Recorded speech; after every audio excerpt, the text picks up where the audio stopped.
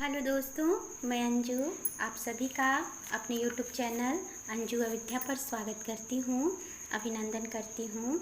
आज मैं आप लोगों को कामिका एकादशी की कथा सुनाऊंगी, जो श्रावण महीने के कृष्ण पक्ष की एकादशी होती है।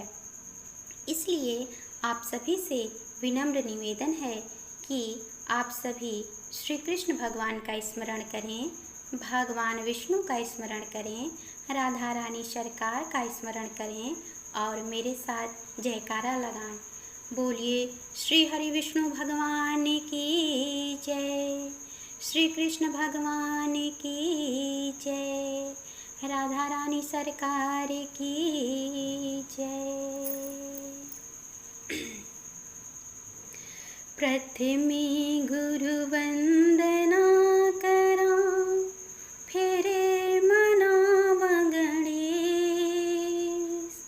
सिमरो माता शारदा, कंठ करो प्रवेश। सिमरो माता शारदा, कंठ करो प्रवेश। हे माता शारदा, आपको कोटि कोटि प्रणाम है। आप आके मेरे कंठ में विराजमान हो ताकि मैं इस कथा को सुंदर रूप से प्रस्तुत कर सकूं और सुनने वाले को यह अत्यंत सुंदर लगे। हे गणपति महाराज, मेरी कथा को कहने में मेरी मदद करें। आपके चरणों में कोटि कोटि प्रणाम है। बोलिए गणपति महाराज की जय, बोलिए माता शारदा की जय। कामिका एकादशी कथा इस प्रकार है। एक बार धर्मराज युधिष्ठिर श्री कृष्ण भगवान से कहने लगे कि हे माधव, आप मुझे कृपा करके श्रावण महीने के कृष्ण पक्ष की जो एकादशी पड़ती है उसकी कथा सुनाएं। इस एकादशी को क्या कहते हैं? तब श्री कृष्ण भगवान कहने लगे कि हे धर्मराज युधिष्ठिर, इस एकादशी की कथा को एक समय ब्रह्मा जी ने नारद जी से कहा था, वही मैं तुझसे कहता हूँ। नारद जी ने ब्रह्मा जी से पूछा कि हे पितामह, श्रावण मास के कृष्ण पक्ष की एकादशी की कथा सुनने की मेरी इच्छा हो रही है। उसका क्या क्रम है, क्या विधि है और उसका महात्म्य क्या है, सो कृपा करके कहिए। नारद जी के वचन सुनकर ब्रह्मा जी ने कहा कि हे नारद, लोकहित के लिए तुमने बहुत सुंदर प्रश्न किया है। श्रावण मास की कृष्ण पक्ष की एकादशी का नाम कामिका एकादशी है। उसके सुनने मात्र से ही वाजपेयी यज्ञ का फल मिलता है। इस दिन शंख चक्र गदाधारी विष्णु भगवान का पूजन होता है, जिनका नाम श्रीधर, हरि, विष्णु, माधव और मधुसूदन है। उनकी पूजा करने से जो फल होता है वह सुनो। जो फल गंगा, काशी, नैमिषारण्य और पुष्कर स्नान का भी नहीं होता, वह विष्णु भगवान के पूजन से मिलता है। जो फल सूर्य व चंद्रमा ग्रहण पर कुरुक्षेत्र और काशी में स्नान करने से, समुद्र वन सहित पृथ्वी का दान करने से, सिंह राशि के बृहस्पति में गोदावरी और गंडकी नदी में स्नान करने से भी नहीं प्राप्त होता, वह भगवान विष्णु के पूजन से मिल जाता है। जो मनुष्य श्रावण में भगवान का पूजन करते हैं, उनसे देवता, गंधर्व और सूर्य आदि सब पूजित हो जाते हैं। अतः पापों से डरने वाले मनुष्य को कामिका एकादशी का व्रत और भगवान विष्णु का पूजन अवश्य करना चाहिए। पाप रूपी कीचड़ में फंसे हुए और संसार रूपी समुद्र में डूबे हुए मनुष्य को कामिका एकादशी का व्रत और भगवान विष्णु का पूजा अवश्य करना चाहिए। इससे बढ़कर पापों के नाश करने का कोई उपाय नहीं है। हे नारद, स्वयं भगवान ने यही कहा है कि कामिका व्रत से जीव योनि कुयोनि को प्राप्त नहीं होता है। जो मनुष्य इस एकादशी को भक्ति पूर्वक तुलसी दल भगवान को अर्पण करते हैं वे इस संसार से पापों से दूर हो जाते हैं। श्री हरि विष्णु भगवान रत्न, मोती, मणि तथा आभूषण आदि से इतने प्रसन्न नहीं होते जितने तुलसी दल से होते हैं। हे नारद जी, मैं स्वयं भगवान की अति प्रिय तुलसी को सदैव नमस्कार करता हूँ। तुलसी के वृक्ष को सींचने से मनुष्य की सब यातनाएं नष्ट हो जाती हैं। दर्शन मात्र से सब पाप नष्ट हो जाते हैं और स्पर्श से मनुष्य पवित्र हो जाता है। कामिका एकादशी की रात्रि को दीपदान तथा जागरण के फल का महात्मा चित्रगुप्त भी नहीं कर सकते हैं, तो मैं कैसे करूं? जो इस एकादशी की रात्रि को भगवान के मंदिर में दीपक जलाते हैं उनके पितर स्वर्ग लोक में अमृत पान करते हैं। जो घी का और तेल का दीपक जलाते हैं वे 100 करोड़ दीपों से प्रकाशित होकर सूर्य लोक को जाते हैं। ब्रह्मा जी कहते हैं कि हे नारद, ब्रह्म हत्या और भ्रूण हत्या आदि पापों को नष्ट करने वाली इस कामिका एकादशी का व्रत मनुष्य को यत्न के साथ करना चाहिए। कामिका एकादशी के व्रत के महात्म को श्रद्धा से पढ़ने और सुनने वाला मनुष्य सब पापों से छूटकर विष्णु लोक को जाता है। इसके आगे ब्रह्मा जी कहते हैं कि हे नारद, अब मैं तुम्हें कामिका एकादशी की कथा सुना रहा हूँ, इसे ध्यान से सुनो। एक बार तुलसी धर्मध्वजा राजा के यहाँ अवतरित हुई।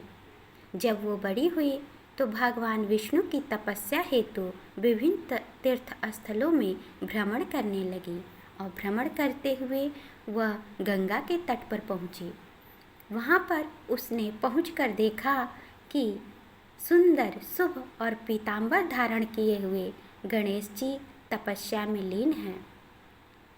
तुलसी गणेश जी को देखकर आकृष्ट हो गई, लेकिन उनका गजमुख देखकर उपहास भी करने लगी। उपहास को सुनकर गणेश जी की तपस्या भंग हो गई और वो तपस्या से जाग उठे। फिर गणेश भगवान जी ने तुलसी जी से कहा कि हे देवी, आप कौन हैं और आपको क्या पता नहीं किसी तपस्वी की तपस्या को भंग करना कितना बड़ा पाप होता है। फिर तुलसी कही कि मैं आपसे आकृष्ट हूँ, आप मुझे बहुत अच्छे लगे। मैं तो अपना पति ढूंढने निकली हूँ भगवान विष्णु की तपस्या करके। मैं आपको अपना पति के रूप में स्वीकार करना चाहती हूँ। तब गणेश भगवान ने कहा कि नहीं, मैं आपसे विवाह नहीं कर सकता, क्योंकि मैं विवाह के झमेलों में नहीं पड़ना चाहता। फिर तुलसी माता को क्रोध आया। तब उन्होंने कहा कि तुम्हारा विवाह जरूर होगा। तब फिर गणेश भगवान और ज़्यादा क्रोध में आ गए और उन्होंने कह डाला कि आपको मैं श्राप देता हूँ कि आप एक राक्षस की पत्नी बनेंगी और जब श्री हरि की पूजा करेंगी, विष्णु भगवान की पूजा करेंगी तो वृक्ष बन जाएंगी। यह जब तुलसी ने श्राप सुना तो वो भगवान गणेश से विनती करने लगी कि हे प्रभु, मुझ पे दया करो और अपना श्राप वापस ले लो। लेकिन गणेश भगवान ने कहा, मैं श्राप तो वापस नहीं ले सकता, लेकिन मैं आपको ये वरदान देता हूँ कि आप सदा सर्वदा श्री हरि विष्णु भगवान की प्रिय बनी रहेंगी और श्री हरि विष्णु भगवान आपको सबसे ज़्यादा प्रेम करेंगे। फिर इसी के कारण, इसी श्राप के कारण तुलसी माता का विवाह एक राक्षस से हुआ था, जिसका वध शंकर भगवान ने किया और फिर विष्णु भगवान के आशीर्वाद से वो तुलसी जी वृक्ष के रूप में हुई और जो आज भी पूजित हैं और श्री हरि को अत्यंत प्रिय हैं। इस प्रकार ब्रह्मा जी ने नारद जी से कामिका एकादशी की कथा कही। एक बार प्रेम से बोलिए, कामिका एकादशी व्रत कथा की जय। अब मैं आप लोगों को सावन महीने के झूला गीत सुनाने जा रही हूँ, जो भगवान राम और सीता पर आधारित हैं। यदि ये मेरा गीत आप लोगों को अच्छा लगे तो मेरी चैनल को सब्सक्राइब कीजिएगा, मेरी वीडियो को लाइक कीजिएगा और मेरी वीडियो को शेयर कीजिएगा। तो आइए सुनते हैं। सावन का महीना बदरा बरसे चारों ओर, सावन का महीना बदरा बरसे चारों ओर, पेड़ों पे झूले पड़ गए झूले सीताराम किशोर, पेड़ों पे झूले पड़ गए झूले सीताराम किशोर। सावन का महीना बदरा बरसे चारों ओर, सावन का महीना बदरा बरसे चारों ओर, पेड़ों पे झूले पड़ गए झूले सीताराम किशोर, पेड़ों पे झूले पड़ गए झूले सीताराम किशोर। प्रेम के झूले बैठी सीता रानी, प्रेम के झूले बैठी सीता रानी, झूला झूलावें देखो अवध बिहारी, झूला झूलावें देखो अवध बिहारी।